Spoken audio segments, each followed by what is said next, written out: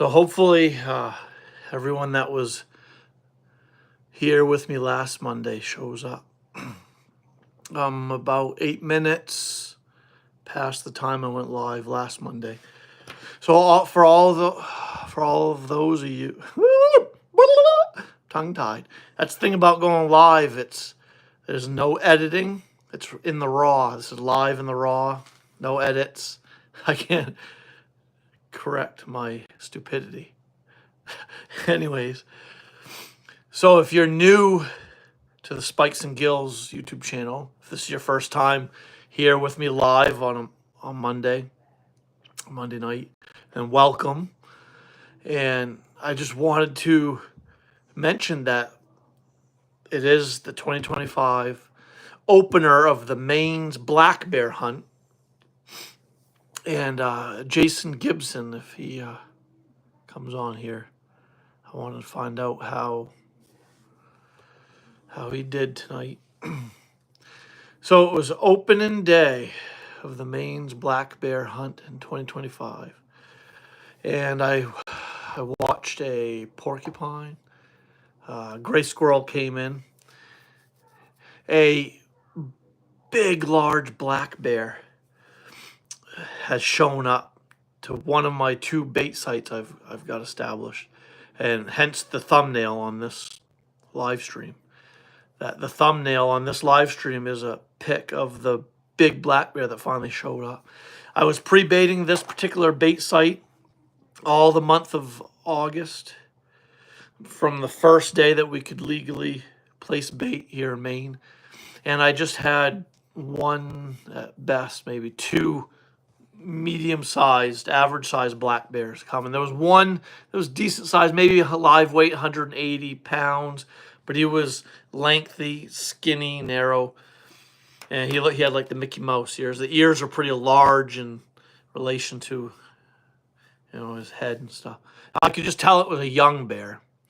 So I had a fairly young, I think, boar coming almost every evening to this one bait site. He'd come like 2 nights in a row, maybe 3 nights in a row, and then disappear for 2 or 3 days before coming back. The best I could figure is he was filling his belly. He was eating that about 20 pounds of food a day that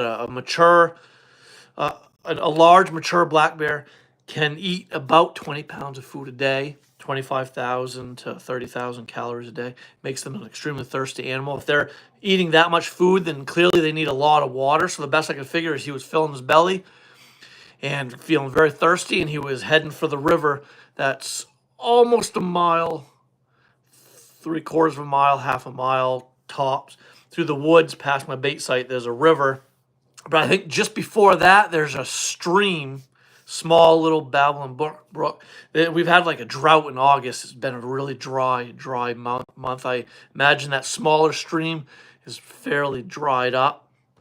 So they probably have to travel a little further for that fresh water in the river. And there's some still standing water in a wetland that I see when I'm driving the tar road to my bait site. I could still see some standing water to the left and right sides of the road that I drive into this particular bait site. So there's other water sources nearby besides that river.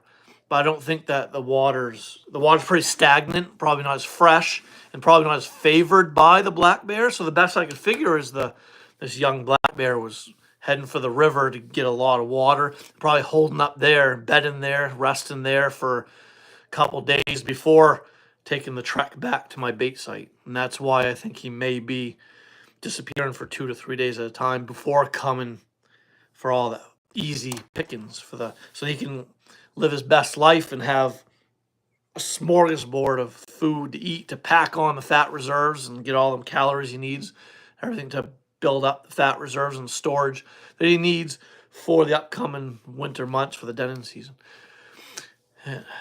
So, but finally a pretty large black bear, what I consider to be a shooter black bear, finally showed up, and he hit the bait a couple evenings.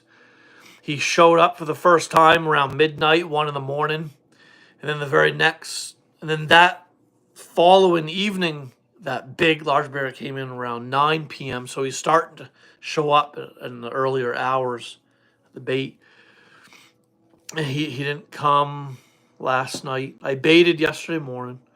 The bear, neither one of those two bears showed up last night. And then we had rain overnight into this morning, and all day today it rained. And me personally, I don't, let's see who just showed up. Daniel Barry Sports Highlights. Hey, Daniel Barry, how you doing, buddy? I think you're new to the live stream on Monday nights. So, Daniel, if you hang in here, we're going to have a party. The live stream heats up. It's about maybe 10 to 20 minutes in going live every Monday night. All my friends show up. We've got like there's a guy from Saskatchewan, some guys from out Western Maine, Jason Gibson. See, we've got Louis Sylvia, the jester, said hi. Hey, welcome everybody. Welcome to this live stream. So all of you that are just joining me here live, are you bear hunters by chance? Are any of you hunting bear over bait or hunting bear with hounds or trapping bear and such? Or do you just use conventional deer hunting tactics to go after your bear? If you're a bear hunter, welcome. I'm talking about this evening's hunt at one of my bait sites. Today is actually the opener of the 2025 Maine's black bear hunt over bait. And in about a week from now, those that hunt bear in Maine with hounds or bear dogs, they'll be able to hunt them with dogs, and then the ability to snare or trap bear. So a couple weeks after that. But let's see I'm only in middle school. So Louis Sylvia says I'm only in middle school. But so Louis, do you have interest in black bear hunting anyway, or interested in bear in general to learn about black bear? I can share with you some really cool facts about black bears. See, the jester says I mainly hunt bucks. Oh, so you're mostly a deer hunter, but Jester, do you have any interest at all in pursuing the black bear? If so, then you've come to the right place. My uploads on the Spike Skills YouTube channel, like the last previous several handful of uploads of regular videos on my channel, Spike Skills, have been all about black bear and current events around black bear facts and such and so forth. And my live streams every Monday night, the last several Monday nights have been all about black bear, current events around black bear, like research to do with black bear and such and so forth. And I've gone over some really cool, interesting facts about the black bear.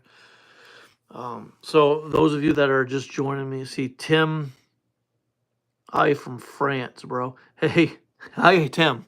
Hey, everybody. Tim's on here from France. Say hi. So it's looking like I'm getting some newcomers on here that want to learn probably a little bit about black bear. So I want to first mention that the black bear, what's really neat about them is they're an extremely intelligent animal. The main bear biologist, Randy Cross, now retired, he studied these animals for over 30 years. He believed them to be the smartest animal in the forest in Maine. And I do too, just from my experience and everything I've learned from them along the way. And I met Randy Cross himself and other biologists back in college. I'm a graduate from Unity College in wildlife biology. And I got to go tag along with bear biologists, out to bear dens and such and so forth. I've gotten to hold cubs and stuff. And I've got to see biologists take bone marrow samples, blood samples, and tattoo their inner lips and radio collar them, put ear tags on them and such and so forth. Now, those of you that might not know anything about radio collars and how they work and how the whole and ear tags and such, radio collars, they're not dangerous to the bear in any way, shape, or form. Their radio collars are designed in such, they have like special pressure release buttons in them, so in the event that the bear grows larger, their neck gets bigger or swells, that radio collar is designed to release itself and drop on the forest floor. And obviously through radio telemetry, the biologist can hone in on those radio collars and go and pick them up and retrieve them for their data and stuff so that they hold. But the radio collars don't harm black bears in any way, shape, or form. The ear tags don't harm them either. And the tattooing and this and such. So the reason for the tattooing of the inner lip is that's mainly just a number they put on the inner lip in her cheek of black bears. So in the event that a hunter shoots a black bear and and at the tagging station, the biologist can retrieve this data. They can get the number that was tattooed in that bear, so that the biologist can record and their data and their database stuff that this bear has been harvested, taken, and then also what's really cool is the hunter can contact the inland fish and wildlife by the biologist, the bear biologist, and learn about their bear, learn about the bear's life history, the bear that they shot. I've shot in a black bear before with ear tags, and I called the Department of Inland Fish and Wildlife, the wardens and the biologists, and I told them what number I had on my ear tag. They didn't want the tags back; they just wanted to know the number, and then they emailed me a whole cool like life history of that bear that I shot, which was really neat because the biologists they do good work. They study the bear biologists like Sarah Lida out west. She's studied black bears for over 20 years. Her and her colleagues, so Randy Cross and the biologists here in Maine, they've been studying black bear for over 40 years here in Maine. And so it's just incredible the the things that you can learn from the biologists, from looking up their reports and report, contacting the Department of Fish and Wildlife. If you go to the Maine Department of Fish and Wildlife website, so search bear, black bear, and current events around bear and research around bears. You get some really cool facts and things about the bear in Maine. And now the black bear, they're one of the smartest mammals roaming around in the wilds of the Maine forest. They have the ability to rationalize and reason. And what I mean by that, so those of you like Lewis, if you're still here, Timothy, all you, what Timothy just say, he said, my name is Americana. Do you mean, well, that's cool.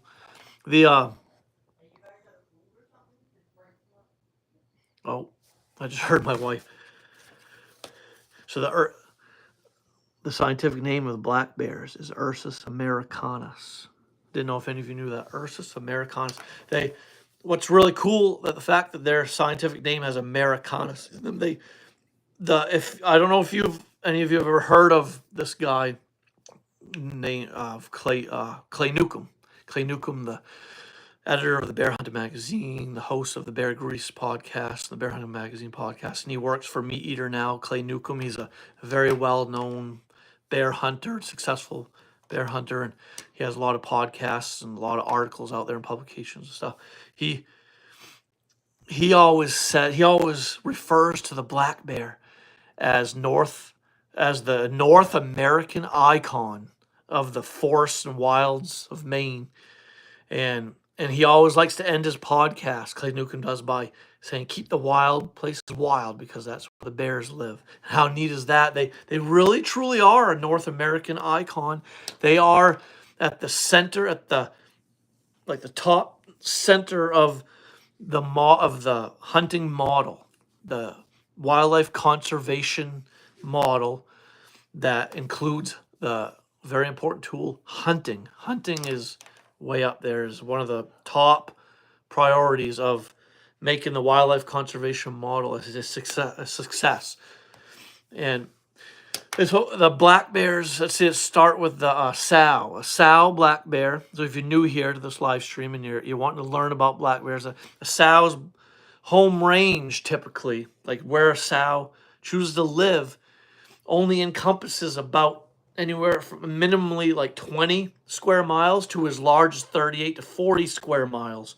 So a female black bear, known as a sow, the female bear won't pretty much leave a 40 square mile area, even when raising her cubs and such, so forth.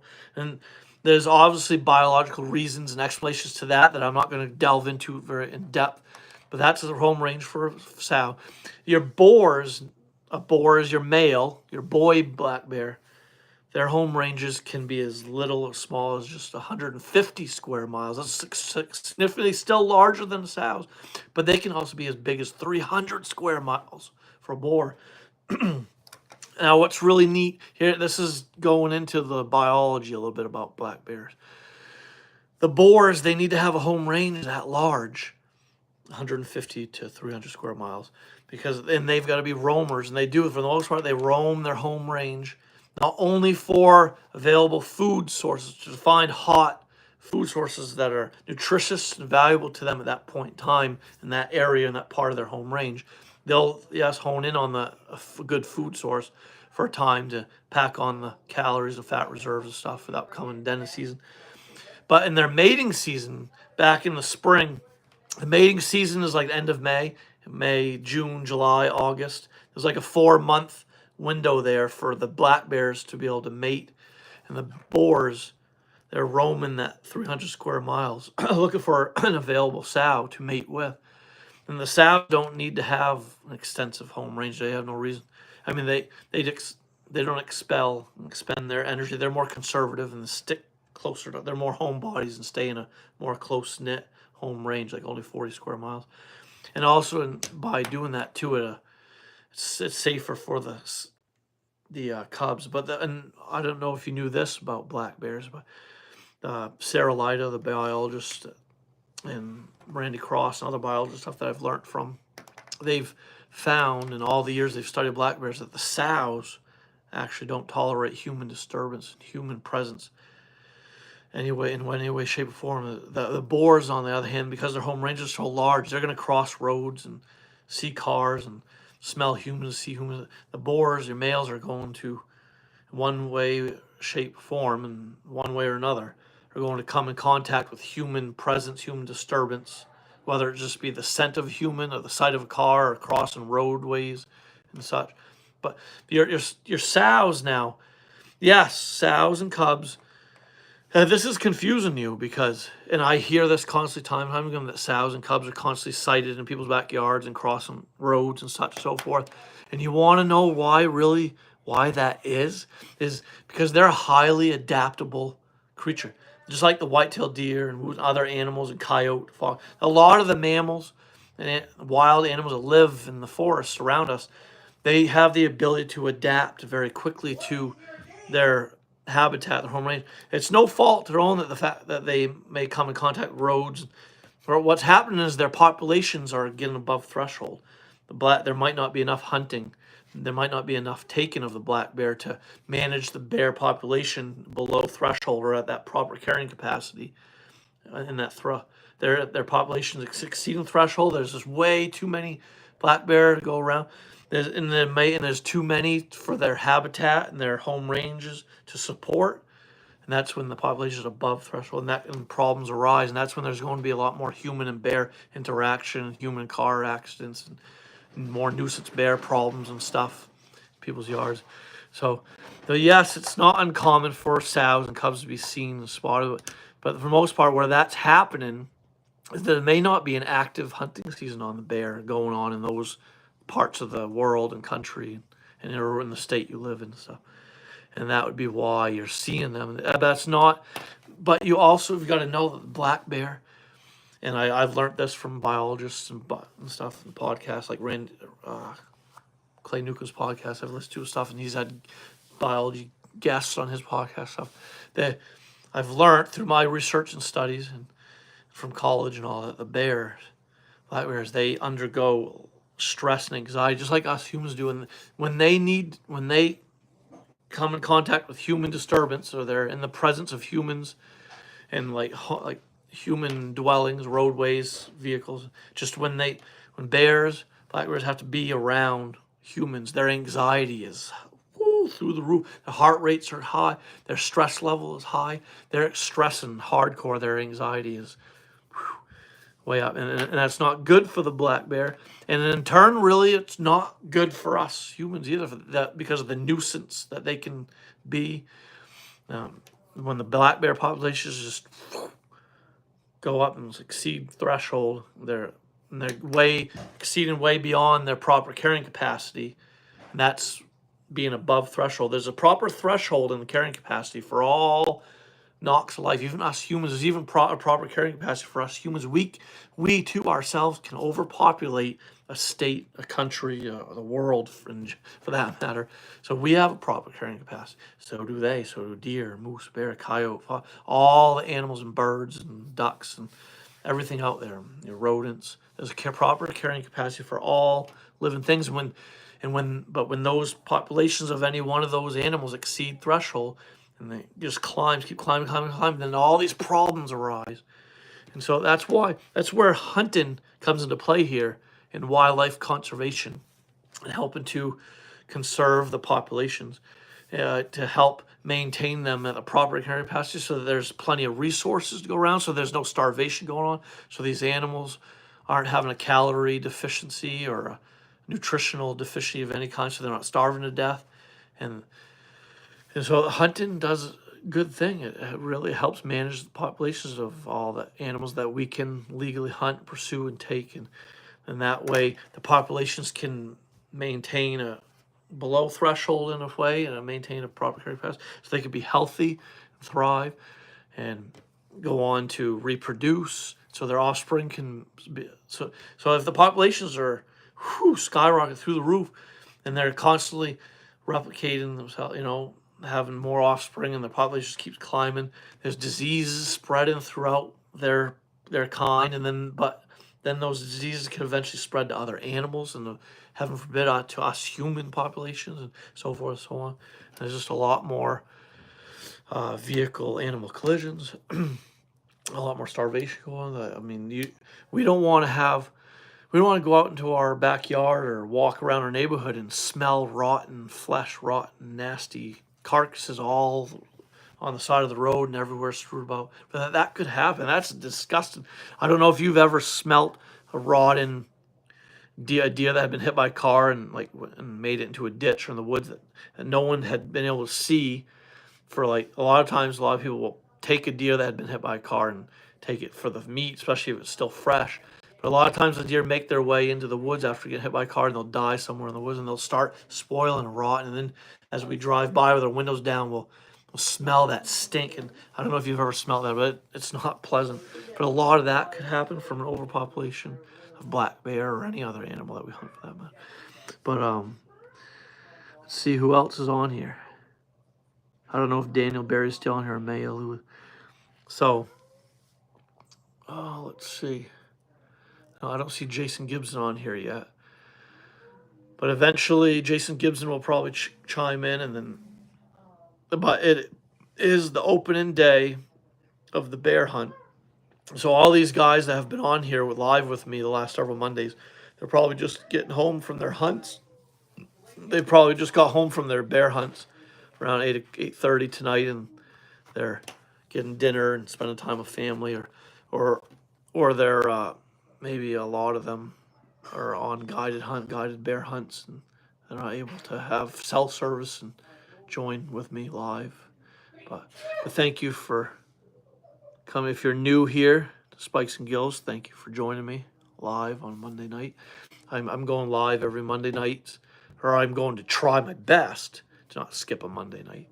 My mainstream episodes, Spikes and Gills episodes, will be uploaded, if not on Thursday night, definitely Sunday nights. Thursday nights or Sunday nights, my regular episodes, Spikes and Gills videos, will be uploaded. And I also upload a couple shorts every week. So yeah, I don't know if you bear hunt or ever been on a bear hunt, then definitely share with everyone. Those that are joining us live, joining with me, share your tips. Yeah. All right, my family's coming upstairs. Say hi, everybody. What? Here's my wife. Yeah, I could turn it, or I could flip it so that. You want to say hi? You want to say hi, Bryson? Oh, William's on here. Looks like good weather for opening week. Yeah, thanks for joining me live, William. William, I just had some newcomers on here that haven't been with me live yet. But William, how'd your opening night go? I don't know if you made it out bear hunting or not. But yes, the weather looks good. I didn't see a bear tonight. Here in Maine, or at least where I'm hunting, it rained all day. The rain just let up right around 4 p.m. this evening. And I don't know about you, William, but I've never had luck bear hunting right after a rain or on a day that it is raining. I a lot of times I don't even bother going, and bear don't usually show up till the day after the rainstorm when the rain stop dripping off the tree branches and leaves. And the forest is pretty loud right after a rain, and even during a rain, you've got all kinds of noises around you. I think it just puts the bear on edge, makes them a little more nervous to come into a bait site, knowing that the humans are involved, knowing that it's a nervous Nelly, bear having anxiety and stuff, stress coming into a bait site, knowing that it's not natural. They're, they're obviously on pins and needles and nervous. So rainy days don't help out our hunt any. There's less of a chance for a bear to come into bait sites. But on the flip side of that, there's exceptions to the rule. I've heard many guys say that they've had bear come in bait sites on rainy days and such and so forth. So I think I have trail cam photos of bear coming in on rainy events, rain days stuff. And oh wait, I want to. But traditionally speaking, my percentage of bear sightings on rainy day events or right immediately after heavy rain isn't very high. I don't normally have much luck going to chasing bear at bait sites during rain. But I have many years ago, I had a sow and cubs come in when it had been raining off and on. There was some passing showers. It was sprinkling at the time that they came in. I don't think the sow wanted anything to do with my bait site at all. But those cubs, she had 4 cubs, and they come barreling ass down in there into my bait because they got wind of the bait, and the cubs just couldn't resist that yummy smell. But that sow, man, she was who she wasn't like. I think she smelt my odor. She knew it was not safe. And she was pacing and circling the site and popping her teeth. She was vocalizing to them cubs, trying to get them out of there. And the cubs, they were really cool to watch. They were making all kinds of ruckus in that bait barrel, making other little vocalizations and stuff. That sow wanted nothing to do with that bait site. And that experience was during a rainy day. But after that, going forward, might have been one other experience where I had a bear come in shortly after rain. But anyway, today's opening day, the 2025 opening day, the bear hunt in Maine, and I didn't see bear, but I watched a gray squirrel at my bait site and a couple porcupine, a really large monster porcupine, and it was very white. He had a lot of white in him. He was an old, fat, monster trophy porcupine. He came into my bait. I've got over here a live mount of a porcupine. Yeah, so let me switch. See, I've got a live mount of a porcupine. That's the one I shot way back when I was like a teenager. So I have a live mount of a porcupine, a live mount of a gray squirrel, snowshoe hare over here. Live mount of snowshoe hare on fake snow. And, bobcat. Full life-size mount. That was a 30-pound male Tom bobcat. So, and I got some buck mounts over here. I just finished my last year's trophy buck I shot with my bow. I just finished the mount of. He'll be on the wall here soon. This display you see back here behind me is for the bear season, for all my bear live streams and bear uploads. It'll be all buck mounts and deer back here. When I go live, when my live streams have to do with deer, everything to do with deer hunting, deer research, and current events about deer, deer biology. When I'm talking deer, it'll be some deer displays, deer mounts back here instead of bear mounts. I have some bear skulls. I've got a couple other bear capes in the freezer that I need to get mounted. I do my own taxidermy, so I got to mount them up. So next year I'll probably have a new bear mount or two to show off. So they're on live stream. So William, if you're still with me, did you make it out tonight, William? If you're still on here. So those of you that are joining in here, did you have a good opening day? Did anyone shoot a bear tonight on opening day of Maine's 2025 black bear hunt. See, I've been live for about a half hour now, so I'll probably keep the live stream shorter tonight. I've been going like over an hour the last couple Mondays, but I've noticed the longer I stay on, the longer I keep the live stream going, the more people find me, the more people chime in, join in here. So, yeah, you know, I have, let me get a bear skull. I have back here a bear skull. So this is, oh, that's actually a good size bear. So this bear skull is actually smaller than that one over my left shoulder. That one there. There's another bear skull on the wall there, and I got another one up here. I have another bear skull on the windowsill of you. So as you can imagine, with all these bear skulls I have around me, and the bear mounts, and a couple more bear capes in the freezer, I've shot in several black bears in my lifetime. I've shot in all the black bear with a bow, except the last two. The two I shot last 2 years in a row. Last 2 years I shot one with a shotgun slug, with 12 gauge slug, and one with a 270 bullet with my 270 rifle. But the remainder, all the other bear prior, were all shot with my bow and arrow. And so this is a pretty decent size. I mean, this is a good average size bear for the state of Maine. Yeah.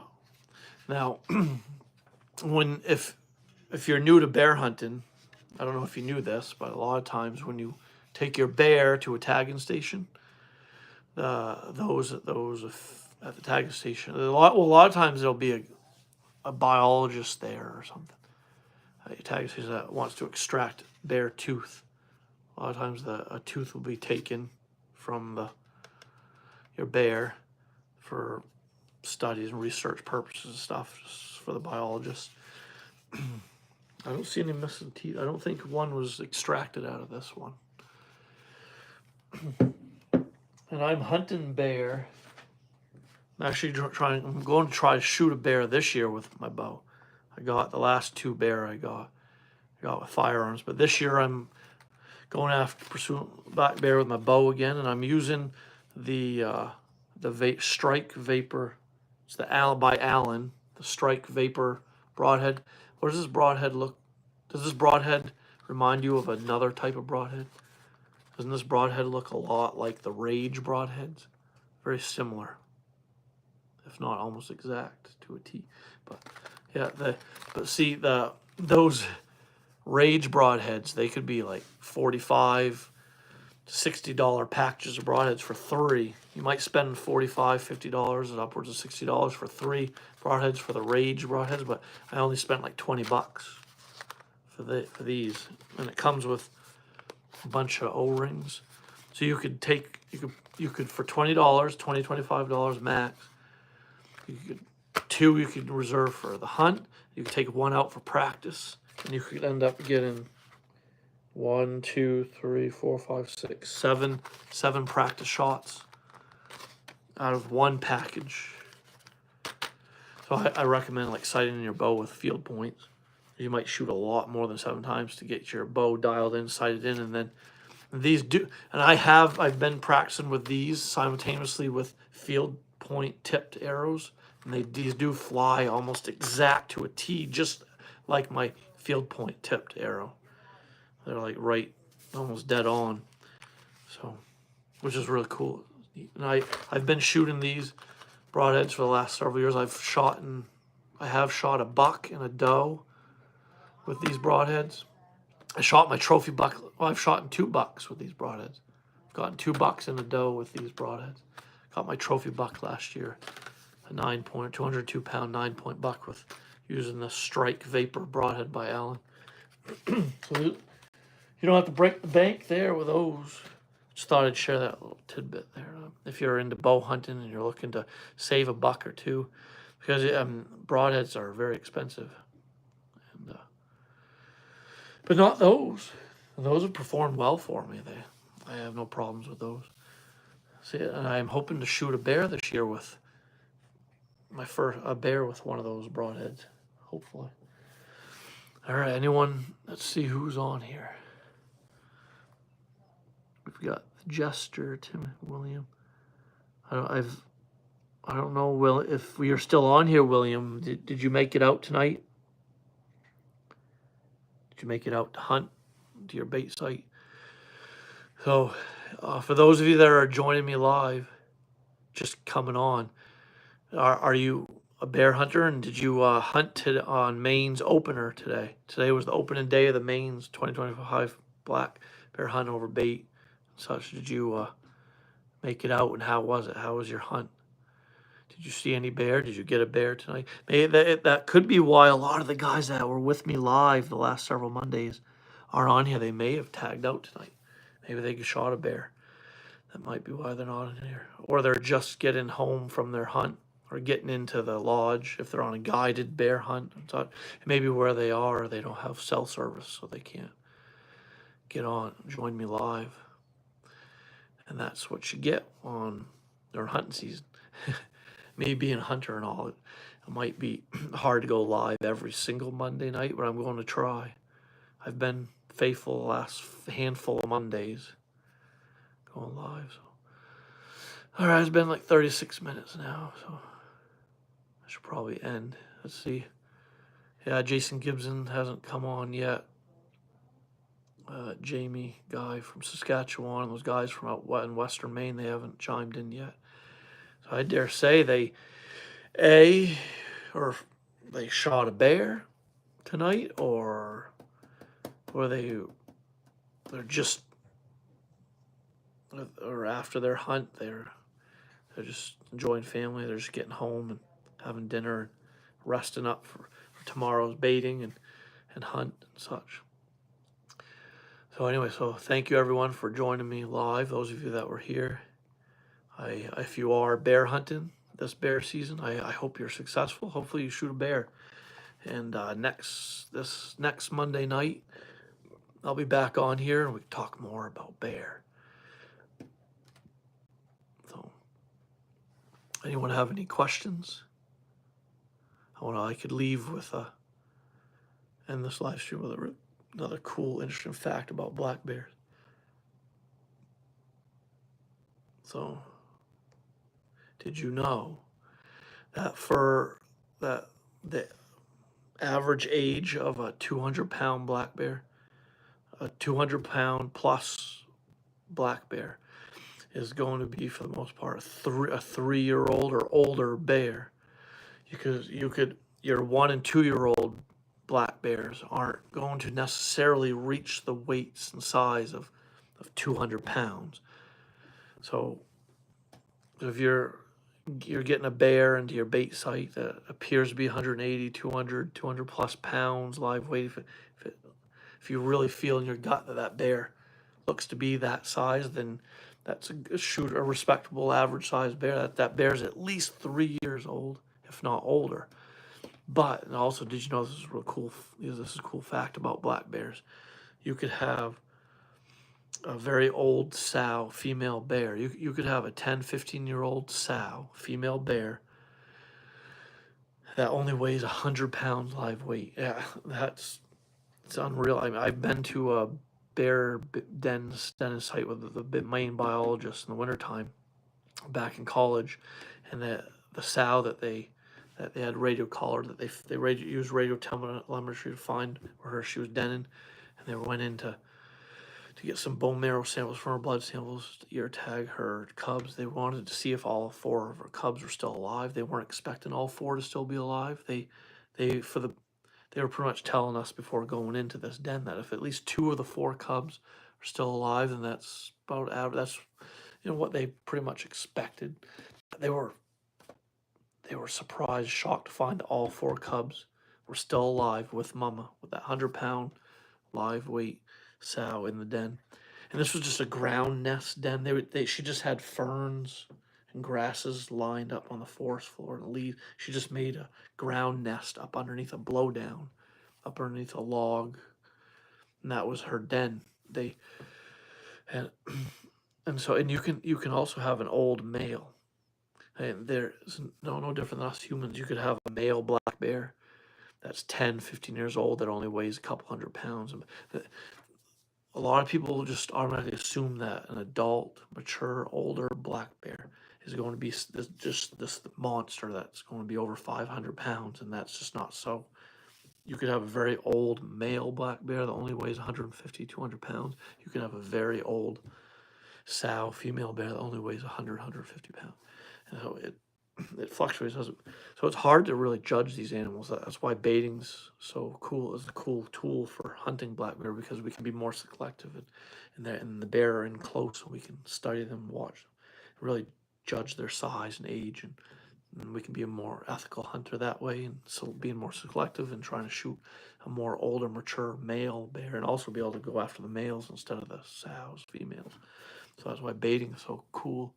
It's a very important way of hunting and pursuing the black bear. And also, did you know that I had another thought popped in my mind when I was talking about their ages? How you could have a really old bear that only weighs a couple hundred pounds, and it skipped my mind. Can't remember where I was going with that, but I had another really cool fact about black bears. But crap, yeah. So all the more reason to end this live stream right here. It's been 41 minutes. So I'm gonna end right here, and then that thought I had is gonna come back in my mind. Oh, I just come off working and a bear hunt tonight, and I've got to get some shot. I got to go to bed. I was supposed to bait tomorrow morning, but I'm actually skipping no bear showed up tonight while I was on the stand hunting, and no bear came in last night. But there's plenty. That barrel is full of food. There's some on the ground. There's peanut butter frosting and stuff everywhere. So I don't need to go in tomorrow morning. This is just a tactic I'm using, a trick. I'm not going in to disturb the bait at all tomorrow morning. I bait in the mornings. I've been baiting just every other morning, but I'm going to skip tomorrow morning and go and slip in nice early and quietly and get in the stand and hunt and trick them black bears into thinking that there's no human disturbance. And maybe they'll slip on in tomorrow night. Yeah, you never know. I do bait less when actually hunting, because you're better off not put too much human pressure, human disturbance on those bear, and constantly going in there. I mean, you're going in there to hunt. You're already disturbing the area. You may be leaving some scent behind. The bear may caught your wind or so 1 or 2 times while up in your stand, and maybe that's why the bear didn't come in the particular evening that you were sitting in your stand. And then you turn around going in the next morning after each sit in the evening, baiting, and you're just overly disturbing that bait site, and you're diminishing your chances of probably seeing a bear at that bait by constantly doing that. So I bait less when hunting. I'll only go in and bait if I happen to not hunt a particular evening and the bear come in and just demolish the bait. And there was more than one bear that came in and they ate, and I feel like they ate the majority of the food. Then I will go in the very next morning and freshen that bait, pick up the barrel, put more food in. But then and only then. But if I'm able to hunt every day, every evening, I'll just leave the bait alone, knowing that the food's still there, knowing there's still plenty of food. And I'll just slip in quietly and stealthily and as scent free as possible. And hopefully with a good favorable wind that a bear will slip on in there. So anyways, thanks for joining me live, and I wish all of you the best of luck. For those of you that are hunting bear during this 2025 Maine bear hunt. So I hope to see you back here next Monday night. All right, everybody. Good night. See you next time.